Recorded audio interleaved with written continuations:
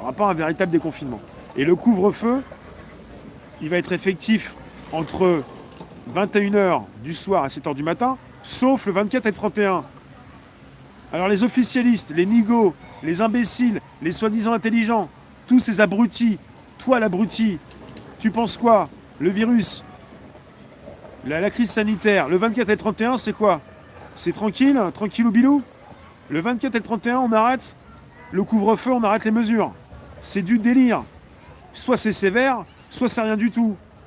Et allez régulièrement voir ce qui se passe sur le site de l'INSEE. Parce que moi, ça me sidère. Comment on peut être aussi con? Parce que quelque part, abruti, con, c'est pas forcément trop dégradant.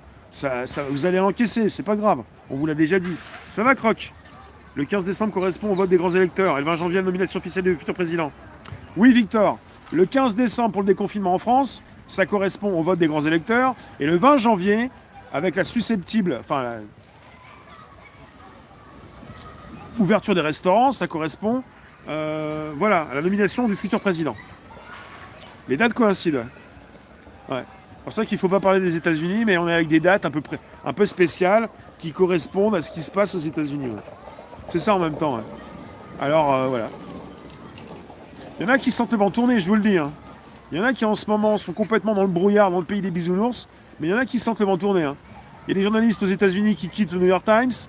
Il y a un journal en France, Valeurs Actuelles, qui bouffe pas la gamelle, qui est traité d'extrême droite, mais tant pis, c'est pas grave.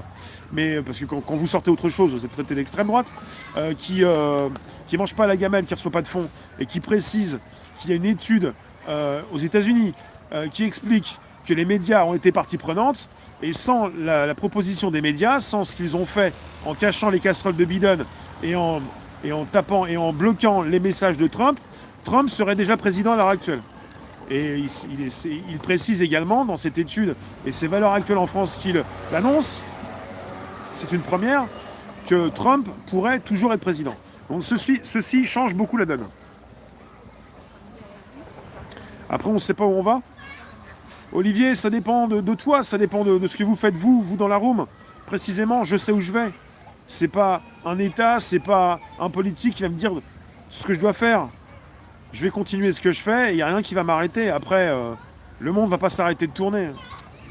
Il s'agit de choisir là où vous voulez vivre. Pour l'instant, on est en France. Vous êtes en Suisse, t'es en Suisse, vous autres en Belgique ou ailleurs. Vous changez de pays ou pas du tout, vous restez où vous êtes. Vous assumez, vous vous battez. Vous pouvez aussi aller voir si l'herbe est plus verte ailleurs. Mais bon, elle n'est pas forcément. Il faut assumer aussi, mais... Enfin voilà.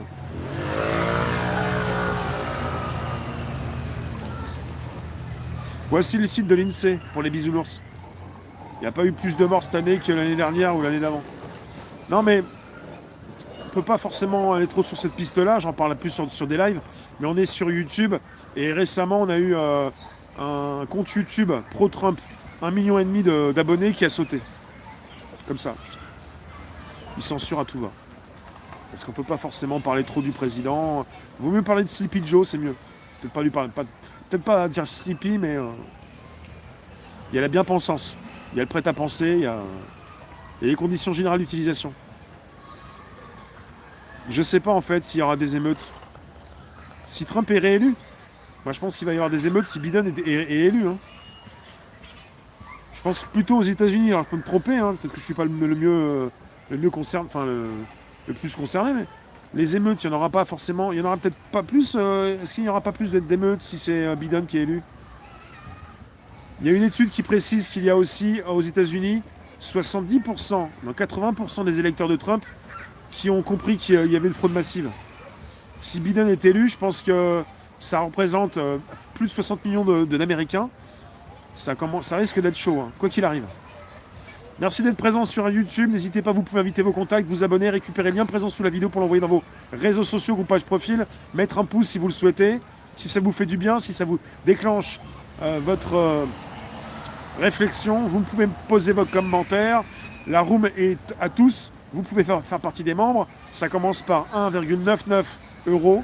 C'est la proposition d'un badge, l'accès membre, qui vous permet d'accéder au live ce soir, avec les commentaires. Et puis pour le dimanche, il y a différents accès. Il y a accès badge, accès vidéo et accès live. Voilà ce qui se passe. Et je pense que je peux faire un temps fort.